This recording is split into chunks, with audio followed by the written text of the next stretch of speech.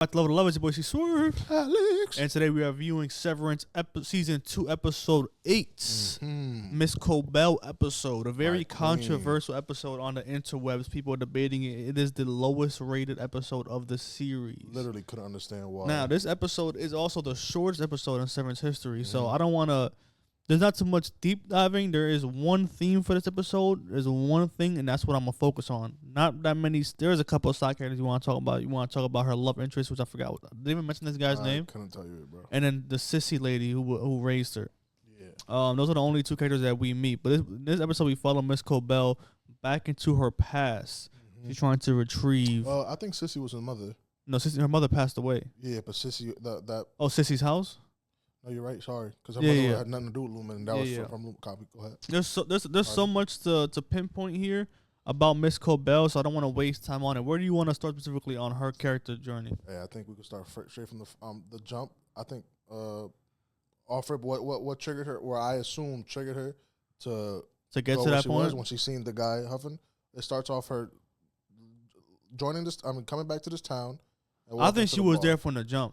I think after she left Lumen, she felt unappreciated, obviously, and we didn't know why.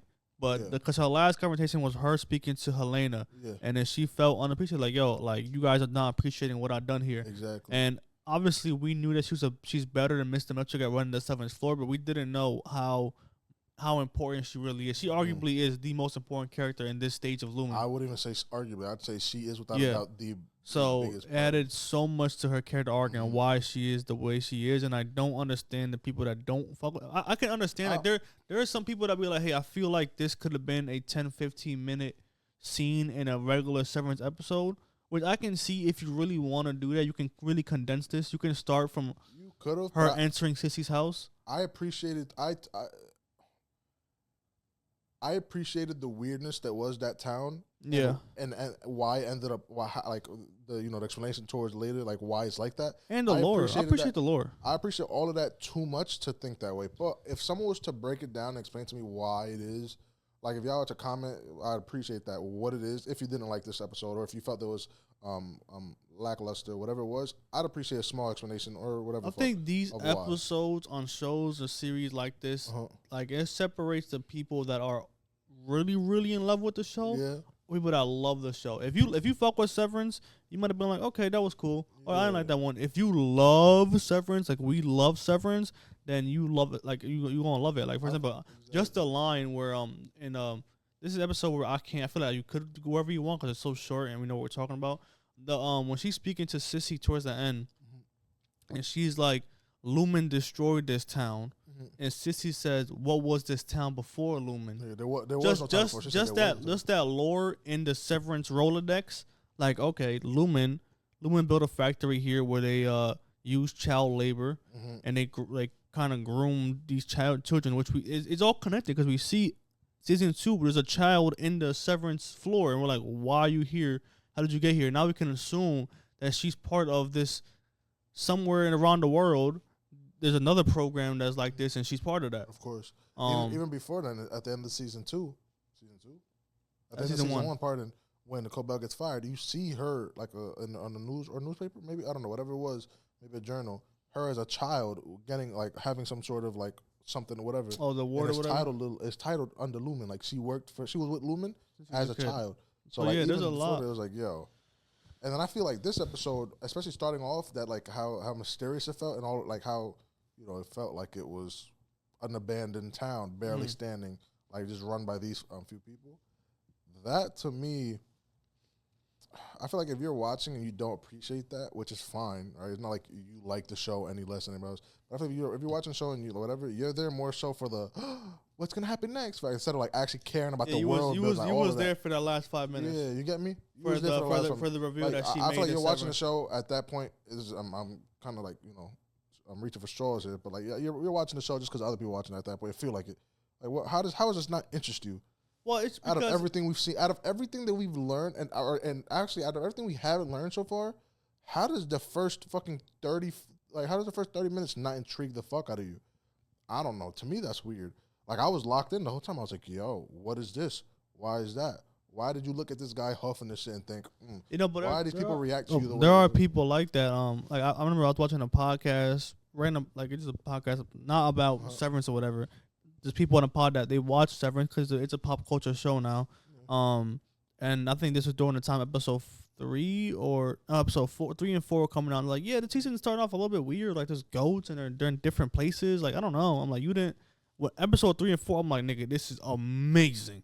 Some people were like, and there's like, I know there's people that like that try to get into it now because it's a pop culture show. I'm like, I don't know, Severance, I can't get into it. Like, it's just like there's some, you're gonna get that. You know what I'm saying? It's not, it's too popular now where you either get it or you don't. Yeah. Like it's not. Before it was a niche show. I remember I told you before season 2 dropped. I was like, yo, get on this now, because when season 2 drops, it's gonna be popular, and you don't want to be. And now we're here. Right now, it's unfortunate. Like it's not unfortunate because much love, but that sucks. It'd be like I fucking love this episode. That makes me sad.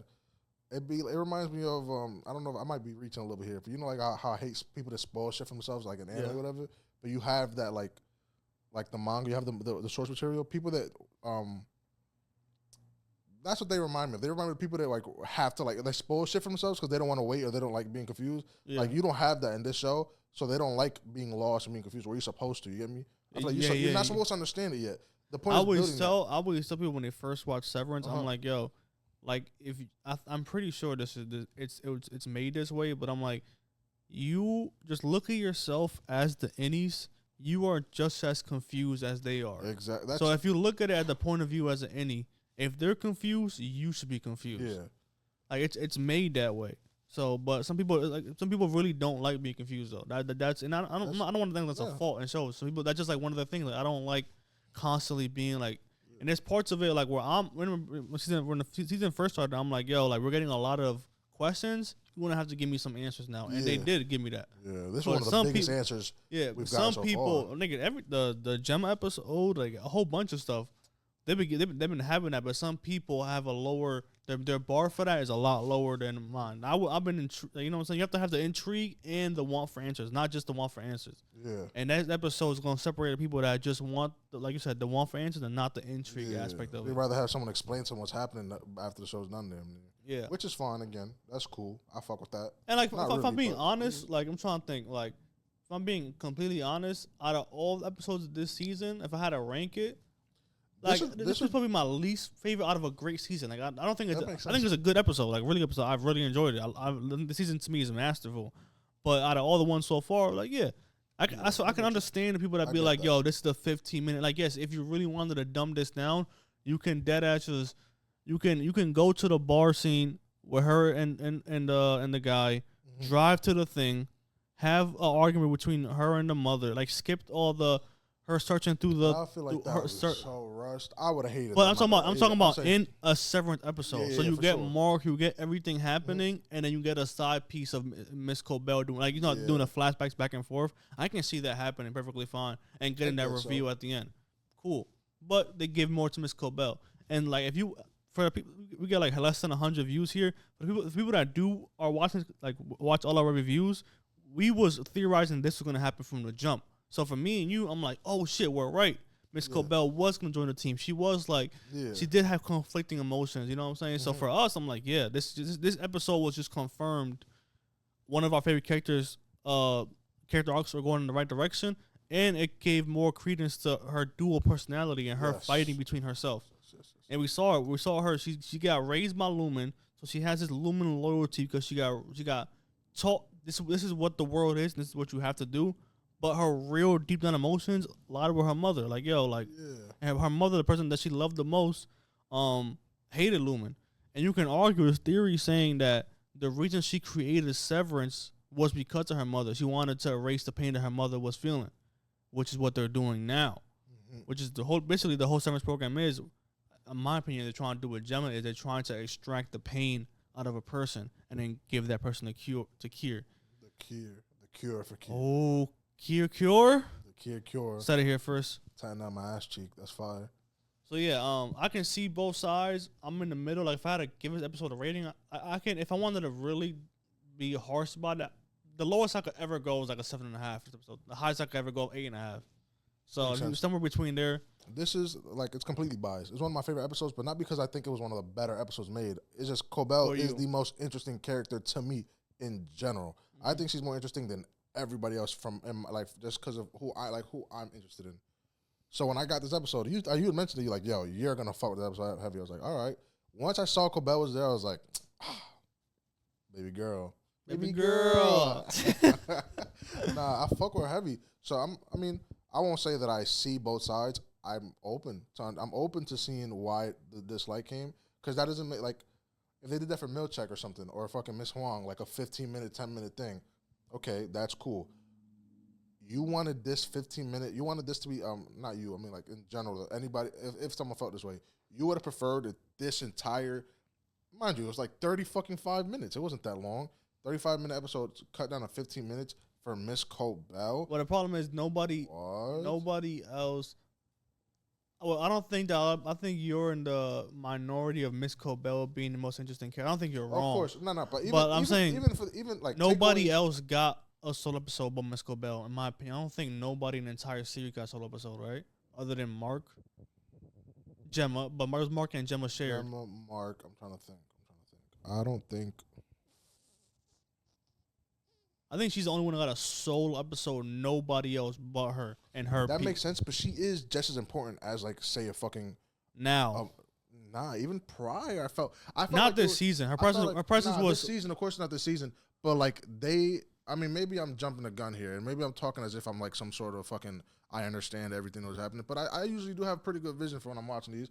I felt, and I called it. Like Milchek, for example, I was like, he's gonna be important. Like, you could tell. They're giving these little details they would give him, like, you're gonna be important. Cobell, it was like too obvious. I'm like, she's gonna be a big body factor in this. So for her to get the episode, and then to see what this episode is about, yo, what do you mean? Like, if anybody that's not Mark or Gemma or like fucking Helena or Helena, whatever the fuck, is gonna get a full episode themselves, she deserves it more than anybody else. If you're going through the cast, then if you're saying there's like, nobody else but her, if you're cutting out the cast, like obviously, I'd rather have a Miss Cobell episode than having a fucking what's my man's name? What's Devin's husband's name? Rickon. Like, if I have a Rickon episode, I'm like, what the fuck is going on? Of course, but I mean someone as important as like Dylan, for example. A Cobell episode makes more sense than the Dylan episode. A Cobell episode makes just as much sense as an Irving episode to me. In my opinion, I think with the information that we got with this episode, with knowing that she created the Severance program, you can argue that. Yeah. Because that happened. You would say like probably beforehand, like in the hindsight's a bitch. You get me, like, yeah. Like prior to knowing what she did, you would have. I don't think I need an episode of Miss Cobell. Okay. But it doesn't mean I wouldn't mind one. I know you know what I'm saying. But like it wasn't something that was like, oh, I really need want an this. episode. Yeah. I needed more information. The same way the same way they did it up, like Irving, like when they did the Irving when he went, like the episode when he went to Bert's dinner. Yeah. Like that was a lot of Irving lore, a lot of Bert lore, but they did it in a separate episode. You get what I'm saying? Yeah. Okay. So that's the formula we're doing. I get what you mean. I don't like. I'm just nip. I'm trying to give you the Steelman argument about it. It makes sense because I think I'm a bit too. Fuck with her. Yo. Let's come out. She's fire. She's always been like she's weird. Yeah. That's instantly like. She added on to all of that. She was weird, and she was on top of Ash. She was on Ash. She was going, bro. She was in this man's house, faking being a whole different person without assuming that they didn't know. Like, that's crazy. This episode added so much to auto teens because now, when you watch it for the first time, this is amazing actually. When you watch it for it's why the episode's so good, because when you watch it for the first time, you think not the episode, like those scenes. Yeah. You think she's doing that on the strength of Lumen. She's doing it because she looks at the Severance people like, you guys are my projects. Yeah. So she's obsessed with it. So yeah, I'm gonna move next to. I don't even think that they even knew that she was his neighbor. Yeah, I genuinely think that they didn't know that. Like, I genuinely believe they didn't know that when they found out, like, you have been whatever. I genuinely believe that they had no fucking idea. I believe that they didn't know that she was like in his fucking sister's house holding a baby. I didn't believe that. I thought that they had an idea that she was their neighbor. I thought that was part of the plan. Like, yo, make sure we have somebody close by.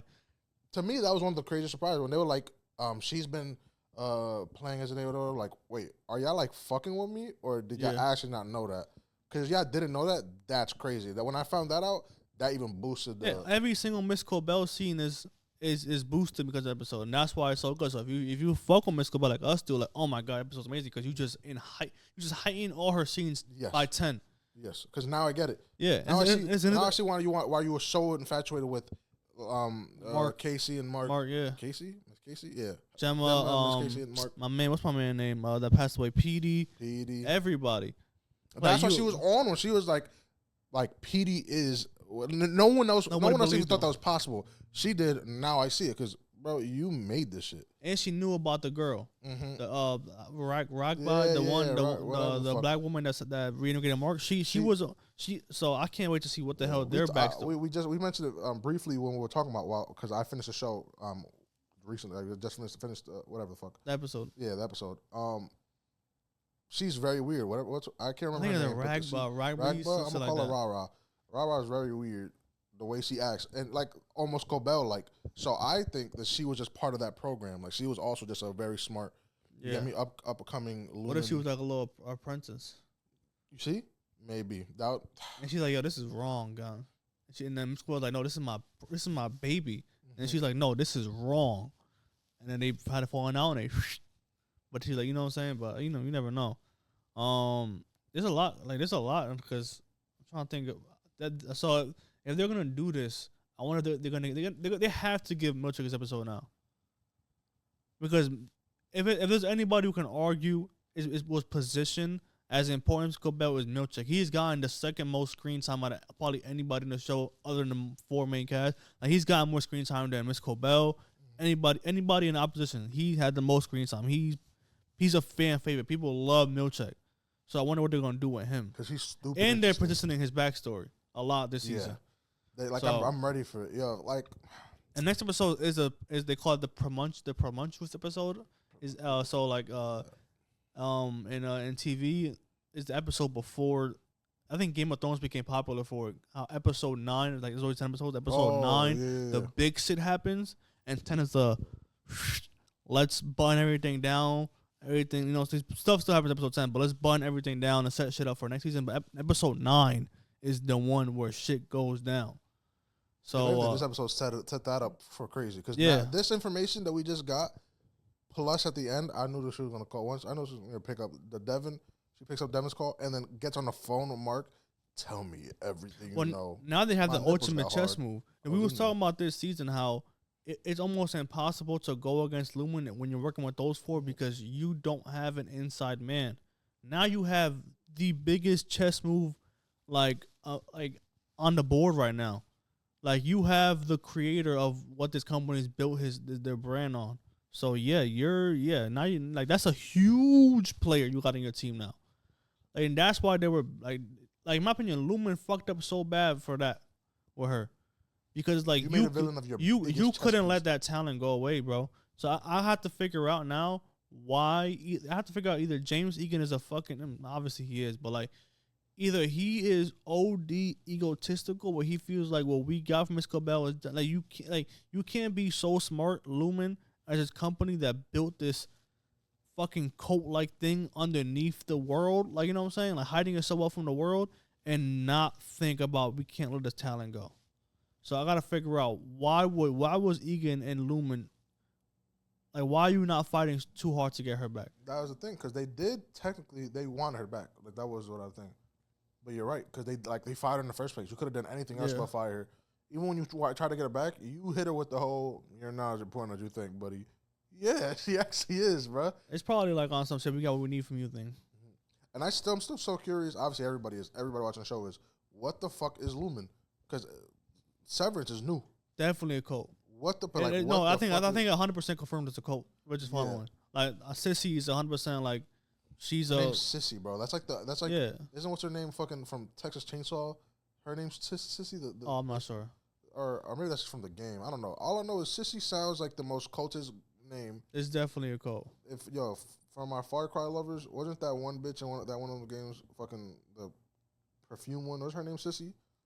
I know she was cool. You ever seen that? I played Far Cry 4. That's it. You one of them? That's Sissy. Sissy's the craziest cult name ever. Look at her, bro. She had a little. So you can imagine that Lumen goes to these undeveloped small towns, builds a factory there, hires a town there, gives them the money, but it's the same play. They go, and if you look at it really now, they pointing it, they mapping it out for you where they look at Gemma, Mark, Dylan, Irving. They see people with need and like darkness and holes, and they sell them a bill of goods. Like, oh, we'll build this big factory in your town, and you have a lot of money, and oh, we can your wife look for 8 hours a day. You don't have to think about your wife, and we'll pay you really good money. So they have the formula for a cult, which is you look people that are in need and in trouble, sell them a bill of goods, and you know what I'm saying, you get what you need after that. They got that place, but they let go of the one person that got the fucking playbook. She knows your playbook, yeah. bro. She reading your shit. You're fucked. You messed up bad. I was waiting. I thought she was gonna do something dumb shit like, "What are you looking for?" You get me? That whole thing. That's what. Okay, Devin doing that is still dumb as shit. I'm not gonna lie though. I'm not trying to play. You know, I'm not gonna play devil's advocate here. What the fuck else should she have done? Like realistically speaking. I gotta trust the woman that did that for Mark. I'm sorry. So Ra, that's what we calling her. Yeah, I'm calling her Ra. Mark volunteered it, and she delivered on the promise. Yeah. So why are you not trusting her? Because from her perspective, she doesn't understand that. She doesn't know that. She didn't even know who the fuck that was. It don't even matter. That makes sense. But you gotta understand it. Like imagine because Mark is good now. That he got on the phone. So Mark should be like, yo, nah, she's cool. Like I did that shit by myself. It wasn't like. But I'm assuming, this is my assumption. I'm assuming Mark was okay with her calling because he was there. I think they're both idiots. Think they're both idiots? Well, obviously, in hindsight, because Miss Cobell is now on their side. Yeah, that's a smart move. But even before then, she was like, "Get away from there, Mark." Oh yeah, like she had hit him with that, and he's reintegrated. That's right. What are we doing? That's right. Like that makes sense. I forgot about Mark and Cobell's interaction. Yeah, like they have not been. I feel like Cobell and even the last interaction, like when he was like, do you know if Gemma's or whatever the fuck? And she screamed whatever. Even that interaction was more so she didn't seem angry. Like she wasn't. I don't know, bro. Like she doesn't give off evil vibes. And I'm not even saying that as a viewer. I'm saying that like even in the show, if I'm Mark, I would feel them like, yo, fuck you, fuck everything you did. Pardon, I just know, fuck you, fuck everything you did. But yo, you can help me. Like I need someone help me. Come on, bro. Like I feel like that's the vision. Yeah. And I feel like Devin, as someone who like doesn't know what the fuck she's the least informed out of anybody there. Mm-hmm. That's the right, like that to me, that was the right play. Like that's not even the right play. That was a decent play. I mean, that's like that's a coin toss. Right? That's a coin toss, bro. Like just 50-50. You know, you landed on our heads, baby. Yeah, you get me. She was fucking us over, but at the same time, she kind of was like a trustworthy person for a very long time for us. If there's a shred of you in there, bro, please, I need your help. Like genuinely, like it's tough. Well, listen, it's been your boy C Swerve. We'll see you guys next week for probably a big episode. I'm gonna call it the biggest probably. Yo, right now, right? I'm saying that right now. Next week, Alex is gonna start the episode by saying, "This is my favorite episode of this." That's crazy. Yeah, maybe, bro. You can't blame me, man. Though. Peace. That shit probably gonna be my favorite.